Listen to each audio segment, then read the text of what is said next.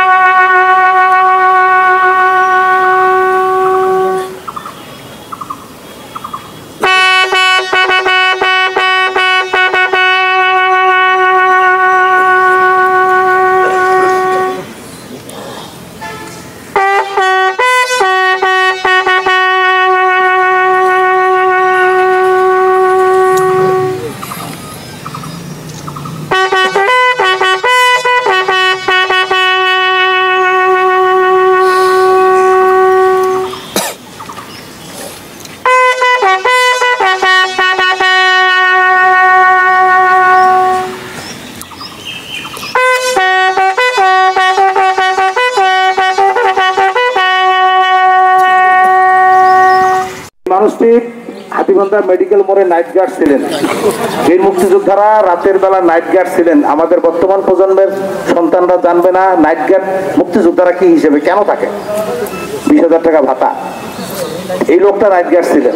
মানুষের এরকম মুক্তিযোদ্ধারাই আমাদের হাতীবান্ধার দুরবস্থার মধ্যে দিন কাটিয়েছেন। হাতীবান্ধা উপজেলা নির্বাহী অফিসার সামিউল আমিন স্যার 1 খণ্ড খাস জমি এনাকে দিয়েছিলেন। 62তে খাস, 90তে খাস। এতদিন সেই জমির ভোক্তাদের হুঁশ হয় নাই।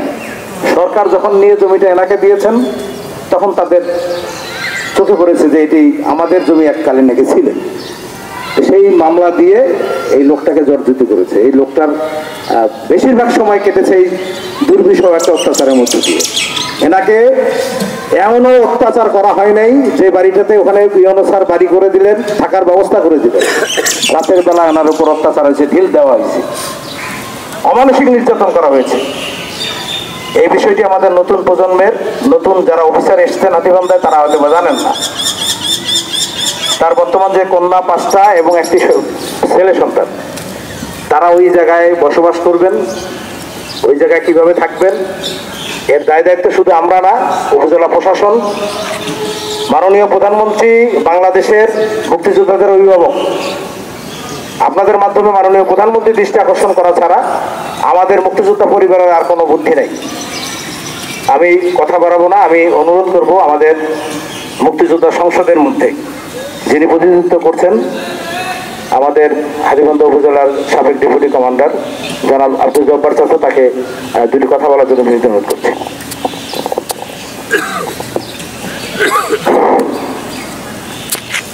বিসমিল্লাহির রহমানির রহিম। আজকে নবনির্বাচিত উপজেলা চেয়ারম্যান মহোদয়, সম্মানিত উপস্থিতি, আমার বীর মুক্তিযোদ্ধা ভাইরা, সকলকে আমার সালাম। আসসালামু আলাইকুম। মোজাম্মেল ভাই সম্পর্কে সোহেল অনেক কথাই বলছে, আর একটি নির্যাতনের কথা সে বলে নাই। রাতে পলিথিনে পায়খানা করে গোটা শহর ঢিল দেয়। লজ্জাস্কর ব্যাপার। একটা মুক্তিযোদ্ধা সে তো এমনি বাড়ি করে না, সরকার তাকে জমিটা দিয়েছে, এরপরও তার উপরে এই নির্যাতন। আমরা অনেক সময় উপজেলা নির্বাহী কর্মকর্তা মহোদয়কে বলেছি, ওসি সাহেবকে বলেছি, এমপি মহোদয়কেও বলেছি। এরপরও আমরা তো অপেক্ষায় আছি রায়, সরকার যা রায় দেবে আমরা মেনে নেব। তারপরেও তার উপর এই অমানসিক নির্যাতন। যাই হোক, আপনার সোহেল সব কিছু বলেছে। এই মোজাম্মেল হক 7ই মার্চ ঢাকা শরীয়তপুর উদ্যানে বঙ্গবন্ধুর ঐতিহাসিক ভাষণে তার দিক নির্দেশনায় তিনি মুক্তিযুদ্ধে অংশগ্রহণ করেছিলেন। দীর্ঘ 9টি মাস রক্তক্ষয়ী সংঘর্ষের মধ্যে 30 লক্ষ শহীদের আত্মত্যাগ, 2 লক্ষাধিক মা বোনের সম্ভ্রমের বিনিময়ে মুক্তিযোদ্ধারা অর্জন করেছে একটি স্বাধীন দেশ, একটি জাতীয় পতাকা, একটি আলাদা ভূখণ্ড। সে একটু আগে বলল যুদ্ধের পরে এই মোজাম্মেল হক নাইট গার্ডের চাকরি করেছেন। এ দেশের মুক্তিযোদ্ধারা 95% গরিব ছিল। বড় লোকেরা জীবনের ভয়ে মুক্তিযুদ্ধে যায়নি। আজকে তাদের সেই নির্যাতন। একটু পিছু আমি অনুরোধ করবো আপনাদের এই ব্যাপারটা সবাই একটু দেখবেন। আজকে মোজাম্মেল ভাই অনেক কষ্টের মধ্যে দুর্নীতিবাদ করছেন। আজকে উনি আমাদের মাঝে নাই। আমরা যারা আছি তারা পাড়া প্রতিবেশী যারা আছেন, হয়তো তার আচার আচরণে যদি কেউ কষ্ট পেয়ে থাকেন, আমি মুক্তিযোদ্ধা সংসদের পক্ষ থেকে আপনাদেরকে করজোড়ে অনুরোধ করব, আপনারা তাকে ক্ষমা করে দেবেন। আল্লাহ যেন তাকে বৃহস্পতিবাসী করে। আমি আর কথা বাড়াবো না, সকলকে আবার সালাম দিচ্ছি। আসসালামু আলাইকুম ওয়া রাহমাতুল্লাহি ওয়া বারাকাতুহু। আউযু বিল্লাহি মিনাশ শাইতানির রাজিম। বিসমিল্লাহির রহমানির রহিম। নবনির্বাচিত উপজেলা চেয়ারম্যান সহ সম্মানিত উপজেলা প্রশাসন সহ সর্বস্তরের মুসল্লিবৃন্দ, আসসালামু আলাইকুম রহমতুল্লাহি ওয়া বারাকাতুহু। মহান আল্লাহ তাআলার কাছে শুকরিয়া, আমরা বাদ আছর এই মেয়াদের জানাজায় শরীক হতে পেরেছি। এই জন্য সে আল্লাহর দরবারে শুকরিয়া আদায় করি। আলহামদুলিল্লাহ। বিশ্বনবীর দরবারে দরুদ পেশ করি সাল্লাল্লাহু আলাইহি ওয়াসাল্লাম। আমার অত্যন্ত আপন মানুষ, নিকটবর্তী, আমার বাড়ির সাথেই বাড়ি। তার একজন বীর মুক্তিযোদ্ধা হিসেবে তার কর্মময় জীবনে তার আর্থিক দণ্ডদশায় অনেক কষ্টে সে দিনাপাত করেছে, জীবন যাপন করেছে এবং রেল সংলগ্ন রেলের জমিতে এখনো একটি কুড়ে ঘরে সে বসবাস করে। এমতো অবস্থায় আমি চেয়ারম্যান থাকাকালীন সময়েই এই বীর মুক্তিযোদ্ধা মোজাম্মেল হককে একটি সরকার যখন বীর মুক্তিযোদ্ধা নিবাস তৈরির উদ্যোগ নিলেন, ঠিক সে সময় এনাকে পূর্বসিন্ধুনা মৌজায় একটি খাস জমি, যেটি সরকারের 1 নং খতিয়ানভুক্ত জমি, সেই জমিটি ওনাকে যে 99 বছরের জন্য যেটি দলিল দেওয়া হয় সেটি সরকার কর্তৃক ওনাকে দিয়েছেন। নিবাস উদ্বোধন হয়েছেন, কার্যক্রম চলা অবস্থায় আদালত কর্তৃক সেখানে নিষেধাজ্ঞা। কিন্তু আমার প্রশ্ন, একজন বীর মুক্তিযোদ্ধা, এটি সোহেল বলেছেন, তার প্রতি যে ওখানে অমানসিক এবং সে যে স্বাভাবিক জীবনযাপন ওখানে বসবাস করবে সেটিও পায়নি। সে শারীরিকভাবে দীর্ঘদিন অসুস্থ ছিল, রংপুর মেডিকেলে চিকিৎসাধীন, তারপরে হাতীবান্ধা মেডিকেলে আমার ছোট ভাই আর ও সার্বক্ষণে উঠে ওনাকে পর্যবেক্ষণ করেছে। কিন্তু দুর্ভাগ্য হলো যে আজকেও পর্যন্ত প্রশাসন এই জমিটি এখন পর্যন্ত সেই নিবাস কার্যক্রম বন্ধ রয়েছে, ঘর তৈরি বন্ধ রয়েছে। আজকের এই মুসল্লিদের সাথে নিয়ে আমি বিশেষ করে ইউনো মহোদয়, প্রশাসনিক কর্মকর্তা হিসেবে আপনার দৃষ্টি আকর্ষণ করব, আদৌ সে জমিটি পাবে কিনা। তাকে জমি সরকার আপনার দিয়েছেন, নিবাসের কার্যক্রম শুরু হয়েছে, আদালত অবশ্যই সত্য এবং ন্যায়ের পক্ষে। কেন তার জমিটি সেখানে সে বসবাসও করতে পারতেছে না, সেখানে যেটি বললো যে তার প্রতি যে বিভিন্নভাবে সে কিভাবে ওখান থেকে তাকে উচ্ছেদ করা যায় সেই প্রক্রিয়াটি তারা অব্যাহত রেখেছেন। আমি আবেদন জানাবো, ওসি মহোদয় এখানে আছেন, ইউনো মহোদয় আছেন এবং আমাদের নবনির্বাচিত উপজেলা চেয়ারম্যান রয়েছেন। আমি আহ্বান জানাবো যত দ্রুত সম্ভব তার পরিবার এখন কিন্তু যে 5টি বোন এবং বিশেষ করে আপনারা জানেন না তার যে ছেলেটি রয়েছেন বাবু, অর্থনৈতিক দণ্ডদশার কারণে সে সপরিবারে ঢাকায় এই মাস 4 কি 5 হবে তাই না, সে ঢাকা চলে গেছে। অত্যন্ত কষ্টে তারা জীবনযাপন করতেছে। যদি তার নিবাসের ব্যবস্থাটা করা যায়, ওই পরিবারটাকে যদি ওখানে ব্যবস্থা গ্রহণের করা যায়, আমি মনে করবো মহান আল্লাহ তাআলা আপনাদের প্রতি আমরা এলাকাবাসী যতটা খুশি হব, আল্লাহ আপনাদের প্রতি খুশি হবেন যে একজন আশ্রয়হীন মানুষকে আপনারা আশ্রয়ের ব্যবস্থা করে দেবেন। এটি জোরালোভাবে আদালতে আমাদের যেহেতু সরকারি পিপি রয়েছেন, আমাদের এই আবার সরকারি জমির পিপিও কিন্তু আমাদের রয়েছেন। আমি জানি, আমি বিষয়টি যদি আপনারা আদালতেই যদি মুভ করেন তাহলে অবশ্যই এদের পক্ষ থেকে কোনোভাবেই সম্ভব না, কারণ সেরকম সক্ষমতা তাদের নাই যে এই জমিটি নিয়ে তারা আদালত পর্যন্ত এটা মানে আইনি জটিলতা থেকে বেরিয়ে আসতে পারবে কিনা আমি জানি না। তবে প্রশাসন যদি হেল্প করেন, আপনারা যদি দৃষ্টি দেন, ইনশাআল্লাহ তার এই নিবাসের ব্যবস্থাটা করবেন, এটি আমাদের জোর দাবি। এই আহ্বান জানিয়ে তার বিশেষ করে এই এলাকায় দীর্ঘদিন চলাফেরা করেছেন, তার অনেক কর্মজীবন, নাইটগেট তো ছেলে নেই, তারপরেও হচ্ছে চলাফেরা করেছেন, এখানে অনেক ব্যবসায়ী আছেন। যদি ওনার চলার পথে অত্যন্ত একজন সহজ সরল মানুষ ছিল, আমি যেটা জানি আপনারা অনেকে জানেন, আমি আহ্বান জানাবো তারপরে মনের মধ্যে যদি কেউ কষ্ট পেয়ে থাকেন, আঘাত পেয়ে থাকেন, আল্লাহর রাস্তায় আমাকে মাফ করে দেবেন। আমরা সবাই সম্মিলিতভাবে মহান রব্বুল আলামিনের কাছে আজকে এই প্রার্থনা করবো, তার অন্য কোনো চাওয়া পাওয়া নাই। এই প্রার্থনাটাই করে আল্লাহ তাআলা যেন তার সকল ভালো কাজগুলোকে কবুল করে নেয়। মহান মুক্তিযুদ্ধে এদেশকে স্বাধীন করেছে, সেই ভালো কাজটি যেন আল্লাহ তাআলা কবুল করে নেয়, তার খারাপ কাজগুলো যেন আল্লাহ তাআলা মাফ করে দিয়ে জান্নাতুল ফিরদৌসে উচ্চতর আকাম দান করে, এই কথা বলে আমি শেষ করছি। আসসালামু আলাইকুম ওয়া রাহমাতুল্লাহি। বিসমিল্লাহির রহমানির রহিম। আমাদের জাতির সূর্য সন্তান বীর মুক্তিযোদ্ধা জনাব মোহাম্মদ মোজাম্মেল হোসেন উনি আজ আমাদের মাঝ থেকে চলে গেছেন। এই ওনার চলে যাওয়া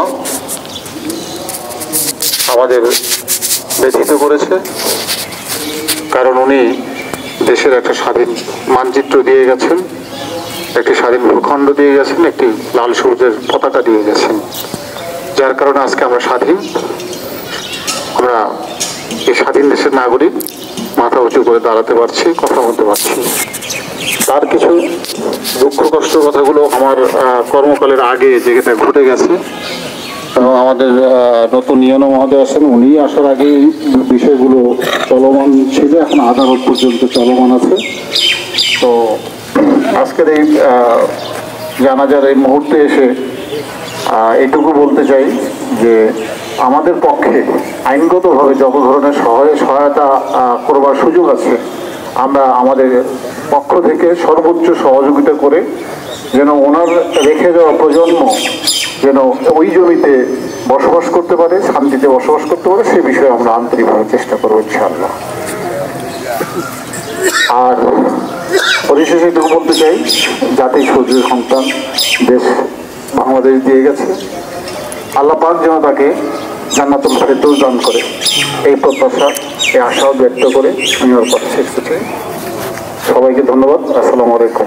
কর্তৃক যে আশ্রয়ন প্রকল্পগুলো হচ্ছে সেগুলো কিন্তু খাস জমির মধ্যে হচ্ছে।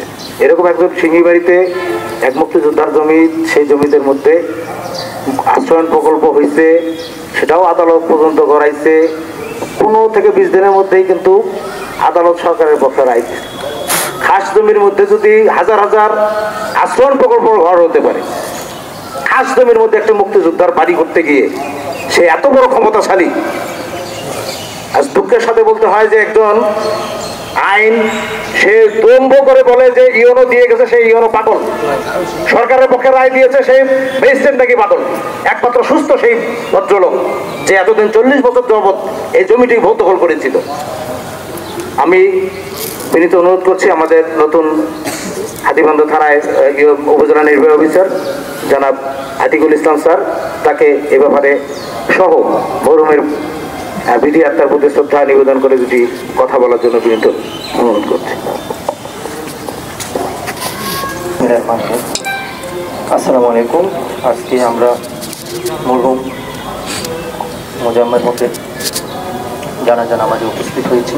আমরা তার বিজয়ী আত্মার মাগফিরাত কামনা করি এবং আমরা দোয়া করি আল্লাহ তাআলা তাকে যেন জান্নাতুল ফেরদৌস নসিব করে। পাশাপাশি আমরা মরহুমের পরিবারের জন্য দোয়া করব, বিশেষ করে তারা যাতে এই শোকটা সহ্য করতে পারে। বিশেষ করে পরবর্তীতে কবরের সওয়াল জবাব আছে, আরও অনেকগুলো বিষয় রয়েছে, আল্লাহ তাআলা যেন তার পরকালের জীবন সহজ করে দেন।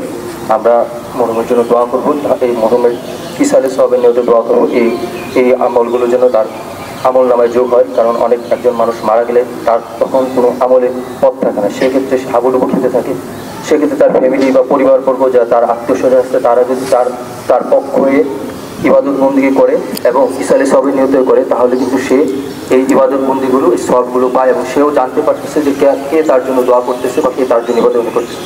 বিশেষ করে তার জীবনের যে বিশেষ করে খাস জমি পাশাপাশি ঘর দেওয়ার পরে তার যে কষ্ট হয়েছে এই বিষয়টা সম্বন্ধে আমি নিজেও অবগত হয়েছি, পাশাপাশি আমাদের মাননীয় এমপি স্যার ওই বিষয়টা সম্বন্ধে অবগত। বিশেষ করে এই খাস জমিটা নিয়ে বর্তমানে মামলা চলমান রয়েছে এবং সামনের মাসের 3 তারিখও মামলা একটি ডেট রয়েছে। পাশাপাশি আমাদের এখান থেকে যে ধরনের সহযোগিতা রয়েছে, বিশেষ করে আমাদের কাছ থেকে তদন্ত বা রিপোর্টগুলো আমাদের কাছে চাওয়া হয়, বিশেষ করে আমাদের নায়েব সাহেব বা তাদের মাধ্যমে তদন্ত রিপোর্টগুলো যায়। সেই রিপোর্টগুলোর মাধ্যমে আমরা চেষ্টা করি যাতে আমাদের সরকারের পক্ষে যেত মামলার রায়টা আসে। পাশাপাশি বিশেষ করে আমাদের যারা জিপিরা রয়েছে তাদের সাথে আমাদের যোগাযোগ রয়েছে যাতে মামলাটা যাতে কার্যক্রম যাতে খুব তাড়াতাড়ি একটা রায় পর্যায়ে আসে। এবং যে অসম্পূর্ণ কাজটা রয়েছে সেই অসম্পূর্ণ কাজটা, বিশেষ করে ঘরের নির্মাণ কাজটা, সেই নির্মাণ কাজটা আমরা তাড়াতাড়ি করে তাদের মাধ্যমে, বিশেষ করে তার যে পরিবারবর্গের মধ্যে ওটা যাতে আমরা হস্তান্তর করতে পারি সেই বিষয়ে আমাদের উপজেলা প্রশাসনের সর্বাত্মক সহযোগিতা রয়েছে। আমাদের ডিসি স্যারও বিষয়টা সম্বন্ধে অবগত, আমাদের ওইখান থেকেও চেষ্টা করা হচ্ছে যাতে এটা মামলার রায়টা যাতে যত তাড়াতাড়ি সম্ভব হয় এবং তার পরিবারবর্গ যাতে এই যে আবাসন যে ব্যবস্থাটা করা হয়েছে এই আবাসনে যাতে সুবিধাটা ভোগ করতে পারে। আমরা সবাই দোয়া করি যাতে ইনশাল্লাহ খুব তাড়াতাড়ি যাতে মামলার রায়টা হয়ে যায়। আর আমরা আশা করি যে আমরা বিশেষ করে বীর মুক্তিযোদ্ধারা জাতির শ্রেষ্ঠ সন্তান, তারা দেশের জন্য সংগ্রাম করে আমাদেরকে স্বাধীনতা উপহার দিয়েছে। কারণ আমরা যদি আমাদের এই যে স্বাধীন দেশে আমরা স্বাধীনভাবে আমরা জীবনযাপন করতে পারতেছি, এটা আল্লাহ তাআলার অশেষ নিয়ামত এবং এই অশেষ নিয়ামতের ক্ষেত্রে আমাদের এই যে বীর মুক্তিযোদ্ধারা খুব গুরুত্বপূর্ণ ভূমিকা পালন করেছে। আমি আশা করি আমরা যারা বীর মুক্তিযোদ্ধারা যারা রয়েছে তাদের প্রতি আমরা যথাযথ সম্মান প্রদর্শন করব এবং তাদের যে বিভিন্ন ধরনের কষ্ট দুঃখ রয়েছে সেই সমস্যাগুলো যাতে আমরা সমাধান করতে পারি। সেক্ষেত্রে আমাদের সবার ঐকান্তিক প্রচেষ্টা দরকার রয়েছে এবং সবাই ঐক্যবদ্ধ হয়ে যদি আমরা কাজ করি তাহলে আমরা বীর মুক্তিযোদ্ধাদের তারা যারা রয়েছে তাদের তাদের বিভিন্ন ধরনের কষ্ট দুঃখ আমরা লাঘব করতে পারি। সবাইকে অসংখ্য ধন্যবাদ। আমি সবার কাছে দোয়া করি যে সবাইকে নিবেদন করি আমরা বীর মুক্তিযোদ্ধার জন্য দোয়া করি যাতে আল্লাহ তাআলা তার পরকালে জীবন সহজ করে দেন এবং তাকে জান্নাতুল ফেরদৌস নসিব করেন। আমিন। উপস্থিত ইমাম সাহেব সহ মুসল্লিবৃন্দ, উপস্থিত উপজেলা নির্বাহী অফিসার মহোদয়, উপস্থিত ওসি হাতিবান্দার সহ আমার মুরব্বীবৃন্দ সহ ছোট ভাই বন্ধুগণ, আমরা যার জানাজায় উপস্থিত হয়েছি মোজাম্মেল হক, উনি বীর মুক্তিযোদ্ধা। 1971 সালে বঙ্গবন্ধুর ডাকে যুদ্ধে অংশগ্রহণ করে নিজের জীবন বাঁচিয়ে রেখে উনি যুদ্ধ করেছিলেন। 71 সালের পর থেকেই তিনি আলিমুদ্দিন কলেজের পাশেই রেলের খাস জমিতে বসবাস করতেন। তার আর্থিক দৈন্যতার কারণেই সে নাইট গার্ড পর্যন্ত হতে বাধ্য হয়েছিলেন। যাই হোক, আজকে তার এই মৃত্যুতে আমরা গভীরভাবে শোকাহত। সরকার তাকে একটি খাস জমি বন্দোবস্ত করেছেন এবং সেখানে সরকারিভাবে কাজও কিছু দূর হয়েছে।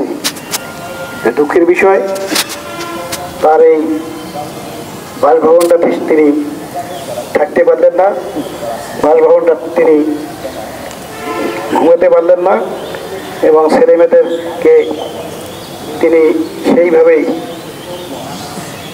তিনি দায়িত্ব পালনরত অবস্থায় মৃত্যুবরণ করেছেন। আমরা মনে করি অবশ্যই সরকার যেহেতু বন্দোবস্ত করে দিয়েছেন অবশ্যই এটা অবমুক্ত হবে এবং আমি নবনির্বাচিত চেয়ারম্যান হিসেবে একটু বলতে পারি, আমি শপথের পরেই বিষয়টা ব্যক্তিগতভাবে দেখব এবং অবশ্যই এটার একটা সমাধান অবশ্যই করা হবে। আমি কথা বাড়াবো না, আমি সকলকে অনুরোধ করব আমরা সকলে মন খুলে দোয়া করব আল্লাহ যেন তাকে বেহেশত নসিব করে এবং তার পরিজন যেন এই শোকটা কাটিয়ে উঠতে পারে। আমি আর কথা না বলিয়ে সকলকে আবারও তার জন্য দোয়া চেয়ে আমি আমার কথা শেষ করছি। আসসালামু আলাইকুম। মুসলিম আসসালামু আলাইকুম। আজকে যিনি এই যে মরহুম আছেন ইনি আমার দাদু হয়। আসলে এনার যে মাননীয় প্রধানমন্ত্রীর পক্ষ থেকে যে একটা বীর নিবাস দেওয়া হয়েছিল তার সঙ্গে আমি এই বিষয়ে অনেক জায়গায় গেছি, আসলে আমার খুব খারাপ লাগছে যে বিষয়টা, যে শেষ বয়সে এসে এত কষ্ট থাকে কেন বয়সে হতো। আমরা তো ভাঙ্গা বাড়িতে আগে অনেক ভালো ছিলাম, এমন কোনো মানুষের নেই, এমন কোনো ইয়ের কাছে নেই যে জানি না। আমি জানি যে হাতীবান্ধার অনেক বড় বড় যারা আছে তারা কিন্তু সবাই এই বিষয়টা অবগত ছিল।